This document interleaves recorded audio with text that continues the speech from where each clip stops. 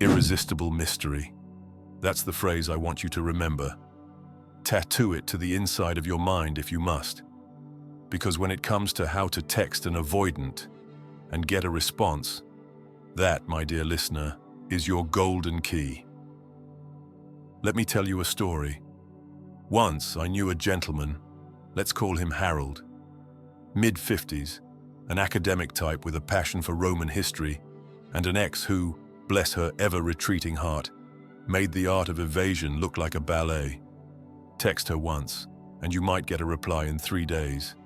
Text her twice, and she'd vanish like smoke through keyholes.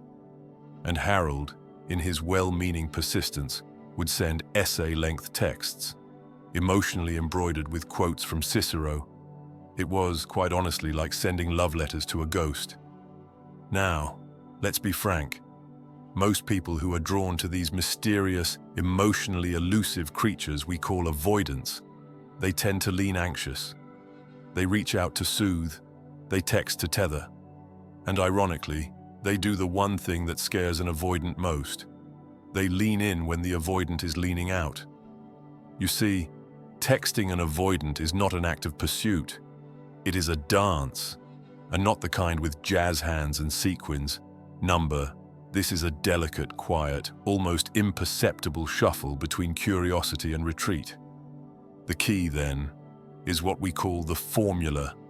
Simple, elegant, and maddeningly effective.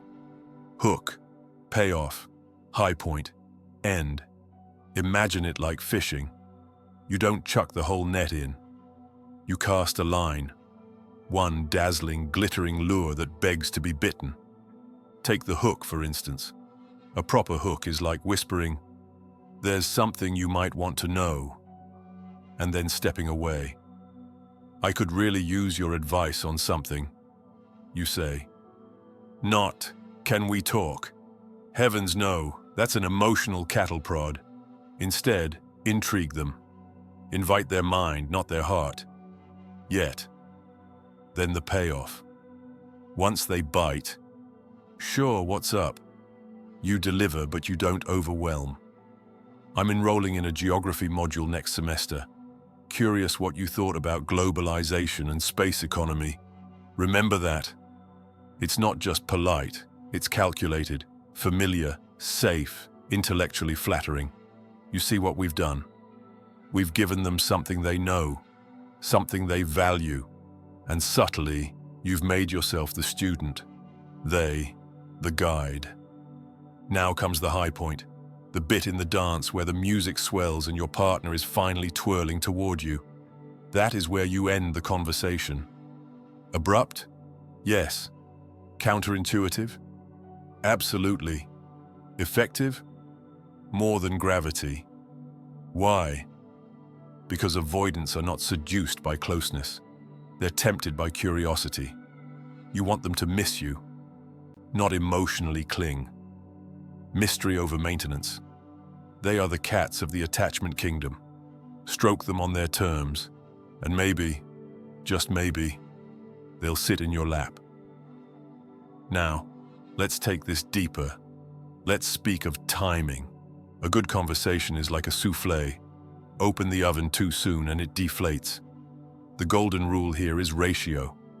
One text from you, one from them. Or better, they respond with more. 2 texts. 3. A whole novella if you're lucky. But if you're out there sending sonnets and they're replying with K, you, my friend, are in the danger zone. Mind the word count too. Keep your texts as tight as a banker's smile. Let them write the essays.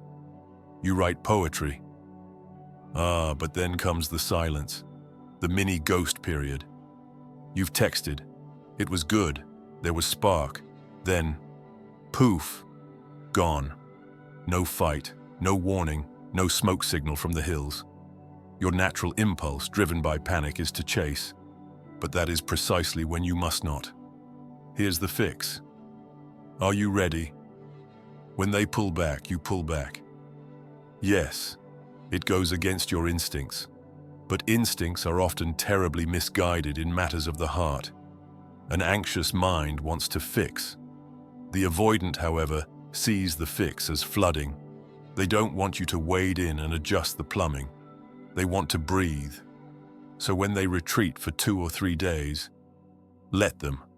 Go read a novel, bake bread, learn Italian, live.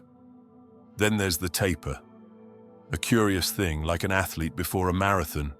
You've got plans with them. Coffee, perhaps a chat. But in the days leading up, their texts grow shorter, thinner, until they're almost air. You panic. What did I do wrong? Nothing. They're emotionally conserving energy. And yes, they might cancel. Not because they didn't want to see you, but because the idea of closeness grew too real in their mind overnight. You must not punish them, nor must you chase them. You pull back, calmly, elegantly, as though you too had better things to do. Now, my favorite, passive texting. Ah, this is delightful. You ask a question. They send a meme. You reply. They send another meme. No words, just GIFs and pop culture breadcrumbs. It's maddening. But understand, this is them trying to engage without engaging. They're scared of giving too much, so they give something safe, amusing, inconsequential. It's their form of a hello. Don't demand clarity. Play along, then bow out gracefully. And here's the final twist in this tale. These aren't rules. They're guidelines.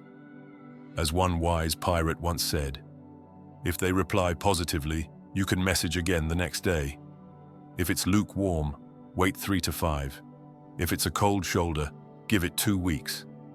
And if they say nothing, 21 days. Maybe more. Give them time to wonder where you went. People always notice an absence. It grows louder than presence. Now, one last story, if I may. A woman I knew once compared avoidance to cats and anxious partners to toddlers. She said, "It's like the child keeps pulling at your sleeve. Mum, mum, mum." Until finally you say what? It's not that you don't love them. It's that you need space. If you remember that, if you honor it, you'll not only learn how to text an avoidant, you'll learn how to connect with one. Without chasing, without clinging, with mystery, with elegance. Irresistible mystery. And isn't that the game after all? If you believe this video might help someone dear to you, share it with them. A small gesture on your part could mean the world to a friend in need.